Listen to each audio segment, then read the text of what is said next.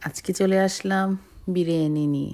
আমার আসলে যেদিন রান্না করতে একটু মনে হচ্ছিল যে ভালো লাগছে না, কি রান্না করব? মানে ঝামেলা রান্না করতে ভালো লাগে না। সেই দিন বা সময় কম থাকে।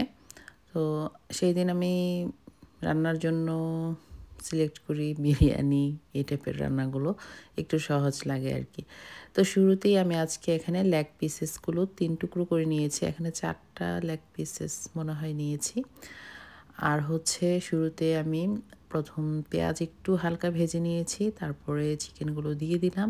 লবণ আর একটু আদা রসুন দিয়ে একটু ভালোভাবে ভেজে নিচ্ছি। ঢাকনা দিয়ে ঢেকেও দিয়েছি যেন পানি বের হয় চিকেনগুলো থেকে। আর যখন এরকম একটু পানি বের হয়ে এসেছে তখন আমি মশলাটা দিয়ে দিচ্ছি। আমি এখানে এই বিরিয়ানির মশলাটা ইউজ করছি। এটা হচ্ছে তাও আমি পুরাটা করব না। ২ টা প্যাকেট থাকে। তো একটা প্যাকেটের হাফ আমি ইউজ করছি। আর এইটুকুই জাস্ট কোনো রকম ইয়োগার্ট কিচ্ছু ইউজ করব না। জাস্ট এইটুকুতেই আমার আজকের বিরিয়ানিটা হবে। আর অপর পাশে আমি একদমই চুলাটা লো ফ্লেমে দিয়ে মানে রান্নাটা করে নিচ্ছি। আর অপর পাশে আরেকটি চুলায় আমি পোলাওর জন্য এখানে চিনি গুঁড়া চালটা নিয়ে নিয়েছি। আর হচ্ছে একটু পেঁয়াজ ভেজে নিয়েছি। আমি আজকে কিন্তু পেঁয়াজ বেরেস্তাটা করি নাই। কারণ পেঁয়াজ বেরেস্তাটা যার বেশি পছন্দ করে নিতে পারে। বাট আমি পেঁয়াজটা একটু লাল করে ভেজেছি। রাফান আবার পেঁয়াজ বেরেস্তাটা বেশি পছন্দ করে না। তো পোলাওটাতে আমি একটু লবণ দিয়েছি। কারণ আমার ওইখানে চিকেনটাতেও লবণ আছে। তো আমি লবণের পরিমাণটা অল্প দিয়েছি। আর এই যে চুলা একদম লো ফ্লেমে রেখে বসিয়ে রেখেছিলাম। তো আমার এই পর্যায়ে এরকম কষানো হয়েছে। আর এইদিকে যখন পোলাওটা কিছুটা নরম মানে পানি আর চাল একদম সমান হয়ে এসেছে তখন আমি চিকেনগুলো মিক্সড করে নিচ্ছি আরকি।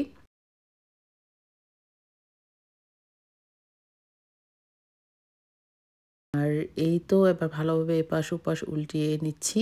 আর এইভাবে এটা কিন্তু একদমই কম মসলায় আর মানে মজার একটা সুঘ্রাণ করে। এরকম কম মসলায় কিন্তু বিরিয়ানি তেহারি খেতে ভীষণ মজা লাগে। মানে একেক সময় আমি আমার পেজে অনেকভাবে বিরিয়ানি তেহারির মানে রেসিপি আছে আমি যেভাবে বানাই আরকি। তো আজকেরটাও মানে একদমই নরমাল কোনোরকম কোনো এক্সট্রা কিছু না দিয়ে বানিয়েছি। কিন্তু এটা খেতে কিন্তু ভীষণ মজা হয়। আর এই যে লাস্টে আমি শুরুতে কিন্তু আমি পোলাওটাতেও মানে তেলের সঙ্গে একটু ঘি দিয়েছিলাম। আর এখন একটু ঘি দিয়ে নিচ্ছি।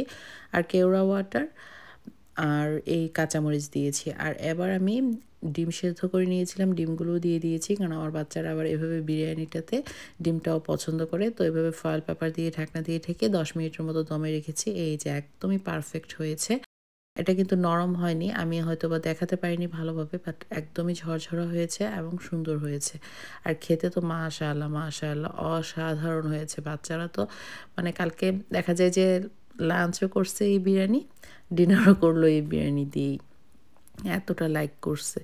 তো আলহামদুলিল্লাহ আশা করি আমার এই সহজ রেসিপিটা সবার কাছে ভালো লেগেছে। আর ভালো লেগে থাকলে অবশ্যই সবাই শেয়ার কমেন্ট করতে ভুলবে না। আজ তাহলে এখানেই বিদায় নিচ্ছি। আল্লাহ হাফেজ।